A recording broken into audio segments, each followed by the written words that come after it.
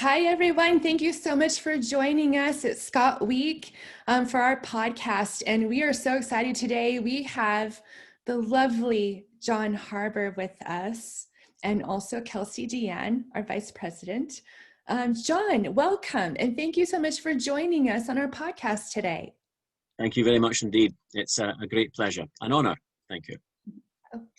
Yes, I was so happy to connect with you through Scottish Business Network, who's one of our sister partners in Scotland. And one of the reasons why we connected was that you're the founder and the main man for Exclusive Scottish Visits. So tell us, what is Exclusive Scottish Visits? Well, Exclusive Scottish Visits is effectively a Scottish touring company. And my website, Exclusive Scottish Visits, you can see exactly what I do. But effectively, I do bespoke tours. And it's bespoke tours. I've got a nice Mercedes 7-seater and access to a 19-seater. And effectively, people will write to me or book a tour, and I will organize from the start to the finish. And I say bespoke because when I actually ask for them to contact me, I usually send them a little questionnaire, and I've got a whole range of questions from age, ability, etc. At the very end, I always say, what would you like to do? Which is fine, and I'll see if I can fit that in. And finally, what must you do? And I will guarantee to do the musts, which has found me in some interesting places. But effectively, it's a Scottish touring company, which is specifically for smaller groups, but up to about 19. That's phenomenal. And you know, I'm looking at your website, and everyone should look at your website. You have beautiful, stunning pictures. Maybe the Isle of Skye, I'm not sure, somewhere to the north, but it's very beautiful. I love what you're doing. People should go to exclusivescottishvisits.co.uk to find you. Great, thank you, Cindi. Yeah, that picture is of the Quorang on the Isle of Skye. You're quite right. It's a fabulous place. You have to climb up quite a considerable height onto what's called the Trotternish Peninsula, and you go up quite high. But when you get to the top, the views are fabulous, and that's, as you can see from there, from that particular photograph. And the Isle of Skye is a must, just FYI for everyone tuning in. If you go to Scotland, you must go to the Isle of Skye for sure, amongst maybe 25 other places. Oh, at least. Oh goodness! And John, how did you come up with the idea to start Exclusive Scottish Visits? It actually boils down to my love of Scottish history. I was in the Royal Navy for nearly 40 years, and throughout my time in the Royal Navy, I've travelled all over the world. But I discovered once I eventually retired and settled, I had not seen as much of my own country as I would have liked. I've got a love of Scottish history, and what I wanted to do was to go and visit the places where that history was made. So when leaving the service, although we do courses, senior officers courses in perhaps becoming bursars or working as a non-executive director, and I loved the course, it was great, 3 months in London. At the end of it, I decided, I've had enough of working for somebody else and I want to work for myself. So I started this business, Exclusive Scottish Visits.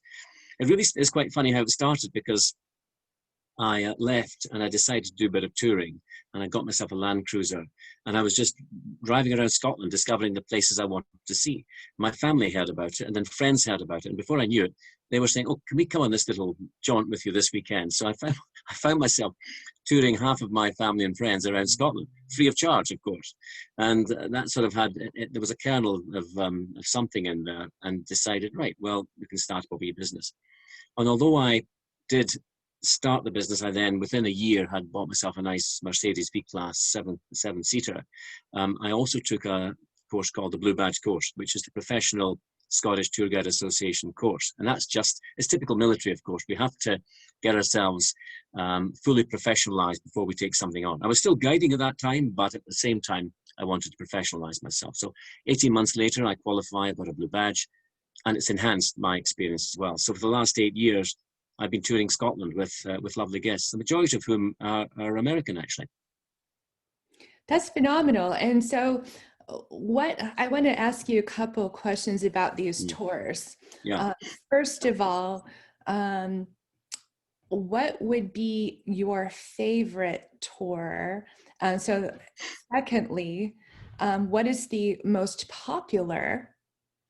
And lastly, what is maybe the most unique tour that you can offer people? Okay, Cindy, thank you for that. I'll tell you the most popular to start with. Isle of Skye, without a doubt. But as far as tours that I love best, I mean, how long have we got? If you've got the whole, I'll sit and talk to you about the whole night. I mean, I just think that Edinburgh itself is a fabulous city. Glasgow's good as well. I'm not, I don't want any Glaswegians on here throwing darts at me, but I mean, I'm from Edinburgh. It's got a lovely castle right in the middle of it, and there's just steeped in history. You drive an hour north and you're in the countryside. St Andrews, as you can pass by, the home of golf. Up to Inverness, it's beautiful itself. If I was pinned down, I would have to say the very far north of Scotland. And part of the reason for that is because, I don't know if you can see it, but I'm actually wearing the Mackay tartan. Yes, the Mackays are for the Sutherland area, aren't they? That's correct, yes. In fact, the Sutherlands stole that land from us. And I'm not bearing a grudge, but we'd like it back at some stage. Thank you. So the far north of Scotland, yes, is one of my loves. Although having said that, I also love the island of Mull. And probably because I've got relatives there. But how sometimes in life we just feel like we need a bit of a break from the rat race. Whenever I just feel a bit down, I go to the island of Mull, and I have a wonderful time there. But just next to the Isle of Mull, just to the south, a stone's throw from the south of the Isle of Mull, is the island of Iona. And of course, you have the Iona Abbey on there, and that was the birthplace of Christianity in Scotland, with St. Columba, who came across and established a commune there. And then just off Iona, you have Staffa, Fingal's Cave. As you can see, I mean, there's just so many places when I think about it. Skye, yes, I love Skye. The Outer Hebrides from Barra up to the Butt of Lewis. I could go on, but having said that, yeah, I think if you had to pin me down, I'd probably say the island of Mull and Iona. Unique tours. Well, once again, I've had many.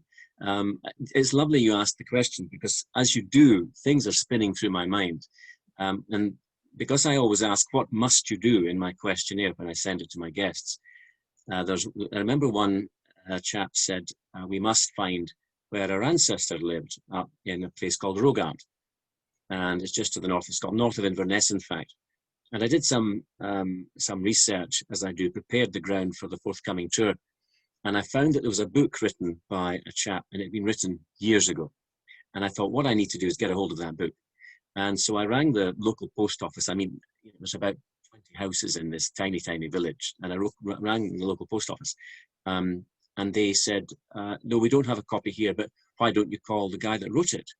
And he'll give you one. I said, this book was written ages ago. Oh, don't worry. He's about 98 now, but he's still there, and he'll give him a call. So I did. And it was bright and breezy. And he said, yes, come on up. In fact, meet me at the church at Rogart. What are the names of your guests? So I told him. We arrived in Rogart, and he'd gone into the church and laid out documentation, which actually was able to connect them with this village. He looked back and it was just phenomenal. The old hairs were tingling at the back of the neck. And then he said, give me your name. We gave him the name, and he said, I know exactly where your folks used to live, or your ancestors. And did they ever have a mill? And they said, yes, of course, milling's in our family. So he took us down to the riverside, and in amongst the bushes and the foliage, we discovered an old mill wheel and some stones that were knocked over and bits of wood and things. And he said, this is where the old mill used to be. It's been destroyed for many years, but this is where your family, they actually owned this particular mill. So that was a lovely story, and it just got better during that particular period, because within the Rogart area, they had other relatives. And the other one where I discovered somebody looking for Creek Castle. I had never heard of Creek Castle. It was near St Andrews. And I did some research and found that Creek Castle was only about 30 miles from St Andrews. And when the family arrived, they said their ancestors had gone to America in the 1700s. And when I did the research, I discovered that Creek Castle was owned by the Beaton family. And the Beatons were connected with Cardinal Beaton of St Andrews Castle, who burned George Wishart, one of the martyrs, at the stake just in front of his window. And of course, George Beaton, Cardinal Beaton, was then murdered by supporters of George Wishart and hung out the window by his ankles, as it happens.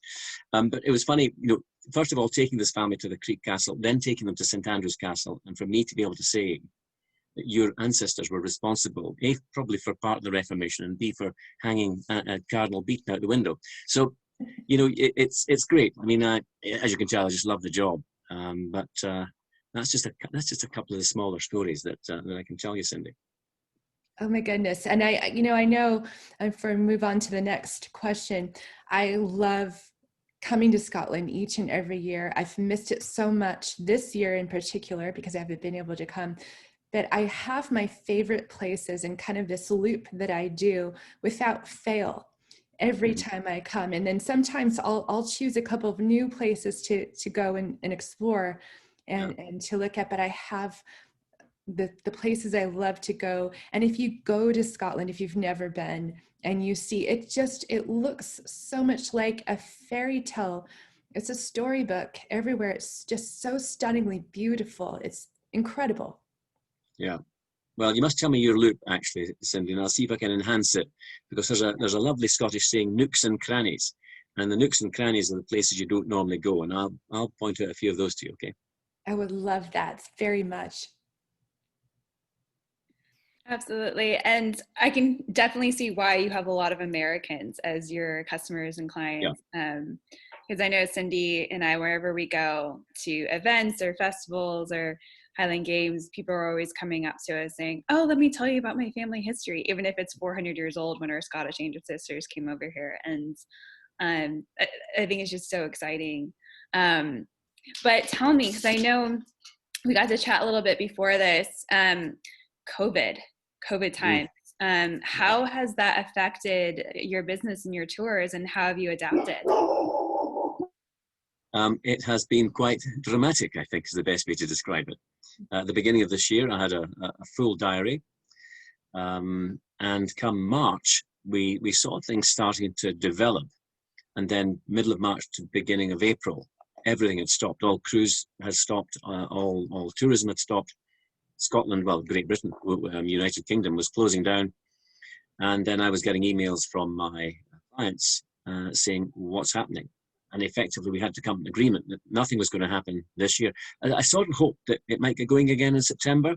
And that was a hope. And so I told people who had booked with me from September onwards to stay with it for the time being. And then eventually, of course, it wasn't going to happen. So it basically went from a full order book to zero. So I'm sitting here at my desk, at this very desk, looking into my computer thinking, what are you going to do next? Well, as you know, I left the Navy and I rediscovered myself as a tourist guide. So I thought, okay, Harbour, you've got to rediscover yourself again. And the one thing I discovered and got me quite excited were podcasts, as it happens. And I looked up on the net how to podcast. And before I knew it, I was buying a beautiful microphone and earphones and joining different groups and going onto YouTube. It was quite a learning curve. But within a month, I was up and running and I produced my first podcast. In fact, if you go to my podcasts, which effectively are Unique Scotland on Spotify, Google, etc., you'll see them there. And the first two, in fact, are Scotland the Place and Scotland the People. I think I'm on number 19 now. But so podcast was really the start. And I thoroughly got into those. And what my podcasts effectively are, it's basically tours of Scotland. So my idea was, well, if the world can't come to me, if the world can't come to Scotland, I'll take Scotland to the world. Therefore, my podcast effectively, and just at my desk, I've got a little desk to my side here, and on that desk sits my route map, my road map. And it's almost as if I'm in the car. And I go, right, from today, we're going from Edinburgh to Inverness. And I'll just look at the road map. And I just seem to go into some sort of space with my microphone and just chat as if I'm chatting to my clients, my guests in the car, and it's like that. And people have said, it's as if I'm on a tour with you. So that's great. From there, I ended up doing some video work, and I've now got a YouTube channel, the Exclusive Scottish Visits videos on YouTube channel, and I'm developing those. And actually, I've got a fabulous Eventbrite event coming up, which is a Scottish whiskey and chocolate tasting event, and that's next Friday on the 4th of December. And that's where I'm bringing two great men, a guy called Charlie McLean and Ian Burnett. They're the top in the world probably. Charlie McLean is the guru of whiskies, and Ian Burnett is the Highland chocolatier, and some of his chocolate truffles have won world awards. And I'm bringing them together on an event, and people have already bought it. Sorry guys, it's too late. Tickets have sold, I'm afraid. I might put on another one, but so that you can see already another adventure for me. And I've gone one stage further with the podcasting, and that what I've been out on the ground doing just last week, in fact, I've been filming in the Trossachs area, which is really a lovely part of Scotland. I've done film footage of me on tour on the ground, driving the roads. I've had a drone up, and I've been doing some other filming. Honestly, what great fun! If I didn't do much footage initially with the drone because I was having so much fun flying it around. But so what I'm doing is I'm putting on an Eventbrite event, and that will be published on Eventbrite. And I think if people wanted to, that will cost a small sum of money. It'll be about £10 equivalent for people to join that, and that's simply to try and recoup some of the cost of me making the videos and out on the ground for up to 2 days. But if you were to log into my exclusive Scottish Visits website and email, register by email, subscribe by email, it's a free subscription, but subscribe by email, your email address, you'll get an automatic update on my forthcoming events. So COVID, yeah, bring it on. I'm quite excited still about the future. Unraveling my year's work was probably the biggest problem I had, because I do all the bookings and I pay for ferries and trains and everything else. So unraveling that took me over a month, maybe almost 2 months, just to unravel it. I'm delighted to see I'm now raveling the new work that's coming in for next year. And that's slowly but surely starting to filter in. 50% of my clients transfer to next year anyway.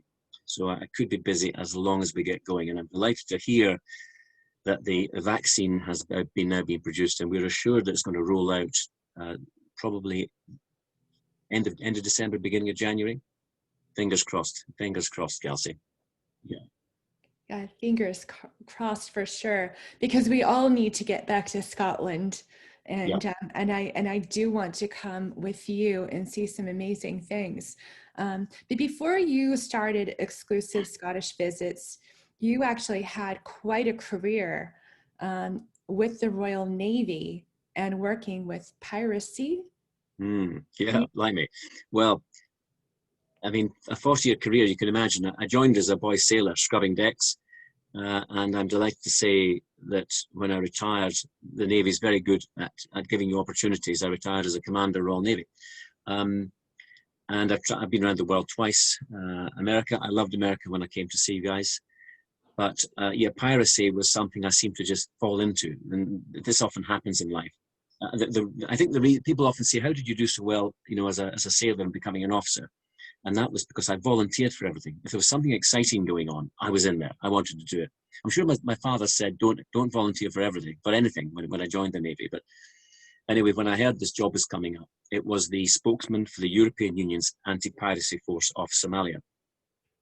I did a one-day course, which everybody's got to do, and I arrived at the headquarters in Northwood in London to take over as a spokesman. And day one, I knew I was a spokesman, but I thought if anything happened, I had two deputies. They were experienced guys in media, and I could just put them in front of the camera. Well, day one, I got a tap on the shoulder from one of my deputies who said, "You're on." I said, "What do you mean I'm on?" "Well, we've just had in fact, it was an American tanker that had been pirated at the time. And the world media were gathering in Northwood, which was the headquarters of the anti-piracy force. EU NAVFOR, it was called, European Union Naval Force. We'd sent about 12 ships down to the Gulf. And he said, "Yeah, and here's the information on the ship. It's been pirated. This is where it's been taken to." And I was absolutely gobsmacked when I stepped outside the gate of the main headquarters to find 4 of those, the big white vans with the dishes on top.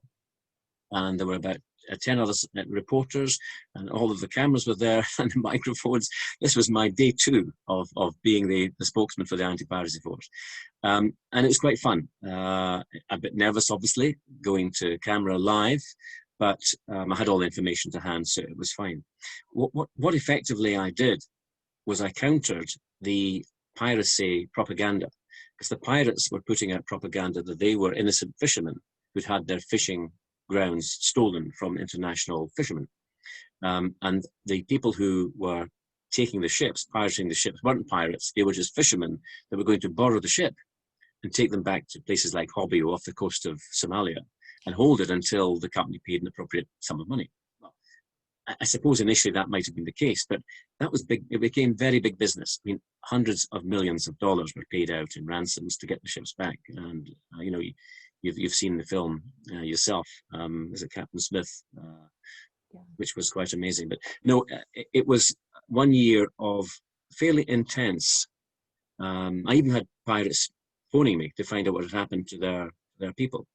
I was actually in the ops room on one occasion when we'd heard a ship was being hijacked, and I could hear the master talking to our controller, and he was shouting, you know, is there any Navy ship close by to come and help us, because we've got pirates attacking us. And we could hear explosions in the background. Then we heard gunfire, and then the line went dead.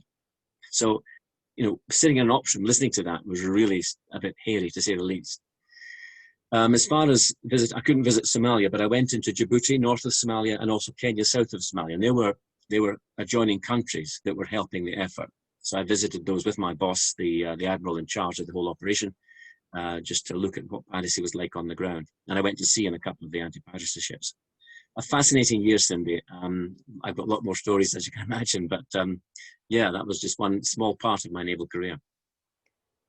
My goodness, I mean, it sounds absolutely harrowing, and I did watch that film, and my goodness, just to be kind of boots on the ground during that, yeah, must have been quite the experience. Yes, it certainly was. Oh my goodness. And you know, there's a lot going on this year, and a lot of things percolating in Scotland. And just wanted to know, from your perspective, what are you most excited about in regards to Scotland as a country and a people? I mean, Scotland's always been an amazing place, and that's why I love Scottish history. And when you go back, I mean, you could really go back 2,000 years. You know, when the Picts were here, the Gaels came over from Ireland. The Romans were here as well, although they didn't succeed, I hasten to add. There's the one country that didn't successfully invade. We've got a wall to prove it. No, the Scots have always been feisty. They've always fought against themselves. And people often say to me, you're a military guy. How does Scotland do so well against big armies? And I said, because we practice so much by fighting against ourselves. You know, clan against clan. So going back in history, it's got a fantastic history. And then, of course, we had the Act of Union in 1707 when we became part of Great Britain. That's the island of Great Britain, which is Wales, Scotland, and England. And then, of course, the United Kingdom with Northern Ireland. And probably the United Kingdom has been one of the most successful unions ever. If you look at the United Kingdom, what it did, certainly in the 19th century, became a huge empire. And I think it's still strong today because of that. But I often say, you know, Scotland puts the great in Britain. And I truly believe that. You know, if you look back at what Scottish inventors did even in the 19th century, Alexander Graham Bell, the telephone, John Logie Baird, the television. In fact, John Logie Baird is from my hometown. I'm in Helensburgh today, and there's a lovely statue along the waterfront, and it's John Logie Baird, the inventor of television. In fact, I stood in front of the statue recently and did a film and said, thank you to the world. Thank you from the world to John Logie Baird for giving us TV during COVID. What would we have done without television? So, and of course, you've got McAdam, who did the roads. You've got Fleming, penicillin, you know, I could go on. So Scotland has always been at the forefront of that with a fantastic education system. And so I'm excited because we've always had natural resources. Obviously, oil has helped us in the past, and sadly, that's now slowly but surely fading away, especially as we move from depending upon oil to other ways of making electricity. Scotland has an abundance of resources. I mean, you've been here, guys. Isn't it windy? Yes. And doesn't it rain occasionally? Yes. Well, of course, rain, apart from making our fabulous whiskey, is great for hydroelectricity. And of course, the wind. We've got some amazing wind turbines, and also even the tidal stream. There's tidal stream technology coming online as well. So we've got a lot to contribute in terms of green energy. Small country, 5 million people, 5.5 million people, 7 million sheep. You know, when you think about it, what we've already achieved, I think what we can achieve in the future is terrific. The Scots remain, we're still the same. We're still quite feisty. We still bicker amongst ourselves. But when you come here and visit, you'll receive a very warm welcome, especially in the Highlands. There's a thing called the Highland Welcome. And I remember I had 7 Mackays with me, and we're visiting the far north of Scotland. And I was taking them to see where my family used to live, because my family were cleared from Strathnaver up to a place called Skerra. And the old croft was sold off a wee while ago. But when I stood there on the bank looking down upon this croft house with my seven guests, I said, this is where my family come from. And it's a beautiful vista right across the sea, and you can see the Orkney Islands on a clear day. Anyway, this lady came out and she said, oh, hello, how are you doing? I said, oh, I'm fine, thank you. And what are you doing here? I said, I'm just showing some American guests the Scotland we just came by, because this was, in fact, the Mackay Croft. He says, what's your name? I said, well, John Robert Mackay Harbour. You're not Big Ian's nephew? I said, yes. For heaven's sake, she said, right, get you all down here. So, the 8 of us piled into this tiny little cottage. And before I knew it, there was tea being flowing. There were newly made scones that were being given out with cakes. A couple came in from next door, and everybody wanted to meet us. And honestly, we couldn't get away from the place. But it's what I always imagined to be the warm welcome from the Highlands, and you'll get that when you come here. So come and visit Scotland, you'll love it. Absolutely. And I have to say, people are extraordinarily friendly, and just love to see other people and want to talk to you and want to know where you came from and where you're going, and then they'll point you and they'll ask where you're going. Yeah. Or point to a cousin or someone else. It's really phenomenal. And I love Scarra up there, and also that road from Cape Wrath down to Skye, the 500, I believe. Yes. In fact, my next podcast is the North Coast 500, coming all the way around the top, and it's just glorious. It's just, you get, well, I could talk about the whole place, but Darness is very special. And what people don't realise is that we've got some fabulous beaches on the west coast, and you can be standing on the beach by yourself, and there's just miles and miles and miles of beach. Now, some would say if there was sun shining, you'd probably have a lot more people, but with a bit of wind, maybe sometimes rain, and the odd midgie. A midgie, if people don't know what a midgie is, a tiny, tiny little, it's not even a fly or a mosquito. You can't see, you hear it first, and it goes zip past you. But they say they've got teeth 10 times bigger than their body. That's not true. But if you're allergic, they do if they bite. And I'll tell you what, when I go out in the kilt, I've got to keep swishing that kilt around to make sure they don't fly at my leg, because their bite can be terrible. And I do suffer, sadly. Some people it doesn't affect you at all, but I tend to come up in blotches. I've always got blotches around my knees between the sock and the bottom of the kilt whenever I'm out in midgie land. But no, it's as you say, Cindi, it's just lovely, and with lovely people as well that you'll meet along the way. It's stunning, and the one thing, if I may say, that strikes me too about Scotland is it's so different. All the little nooks and crannies, all the different islands. There can be vastly different seascapes, landscapes. Yeah. When you're on that 500, you wouldn't necessarily know that you were in Scotland. It's just so different from Glencoe and from the rest of the west coast or the Trossachs. Loch Lomond area. It's just completely different, and you can go out to the Outer Hebridean Islands and you feel like on Harrison Lewis that you're in some sort of a moonscape phenomenon with all the rocks. I mean, it's just incredible. And so you must go to Scotland, connect with John, and have a look around. So we just wanted to end on a note of whiskey. Yeah, okay. Because we're a whiskey enthusiast, and matter of fact, ScotWeek has our Whiskey Wednesdays live at 5 on Instagram that we've started doing. We have great fun doing that. So just wanted to ask you, John, do you have a favorite distillery, a favorite whiskey? Well, there's 135 distilleries in Scotland, which is staggering for such a tiny little country. And I do have a favorite whiskey, and I'm going to declare it as Highland Park from the Orkney Highlands.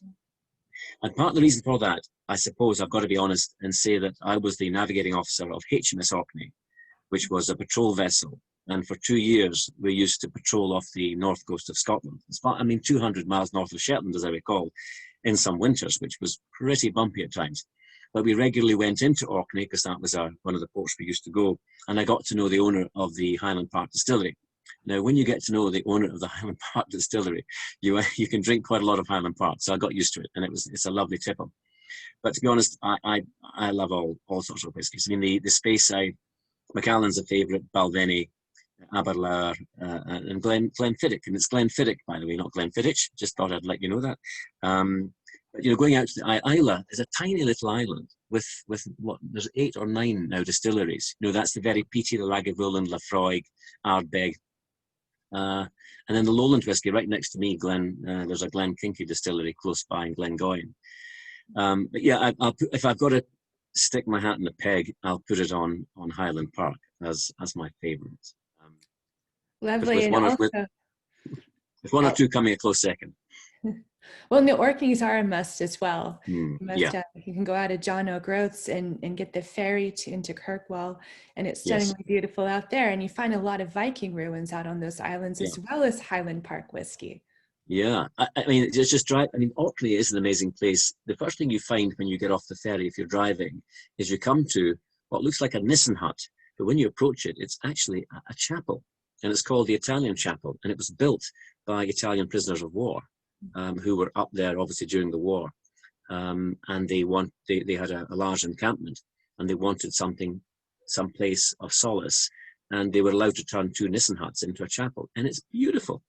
If any of your watchers want to see this, Google Italian Chapel Orkney, and you'll see this amazing structure. And as I say, from the front, it looks like a beautiful chapel. Go down the side, it's just a sort of metallic Nissen hut.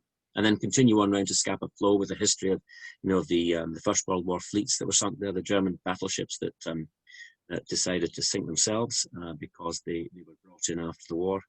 And then also the Neolithic cairns, Maze How, and some of the 2,000, 3,000, 4,000 year old structures that are still there today. So, no, it's a lovely place, Orkney. I love it. And it has one of the only, as I understand it, to be Viking calendar sticks fully intact of anywhere in the world.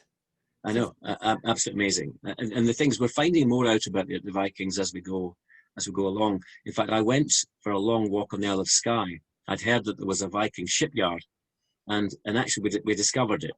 Obviously, we read some books and research. It's a long walk down. You can't drive down there.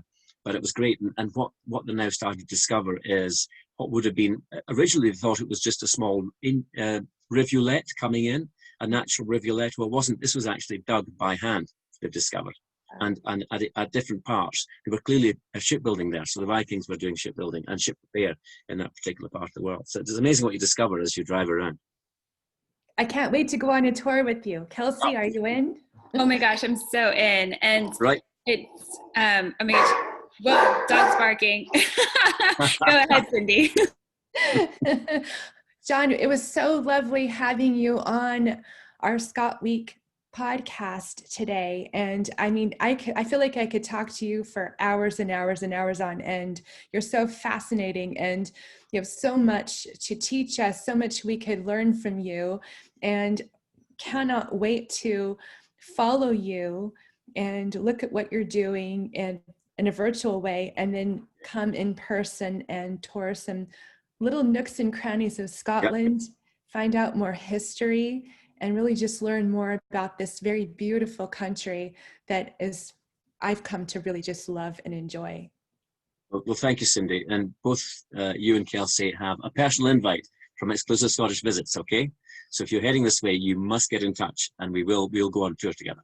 Definitely. Oh, we absolutely will. And John, it's such a pleasure to connect with you and learn more about what you're doing. And I was going to say earlier, part of my ancestry is from Vikings through Orkney Islands and then the McDougalls and all that stuff. So I haven't been up there yet, but I'm really excited to go up there. And gosh, this is probably in 400 AD that they were there. So it's miles ago. But I'm excited to see if I get any, as you call, the tingles in the back of your neck. Yeah, you will certainly. I can assure you. my goodness. And the Ring of Brogder, which is Yes, the largest in the world.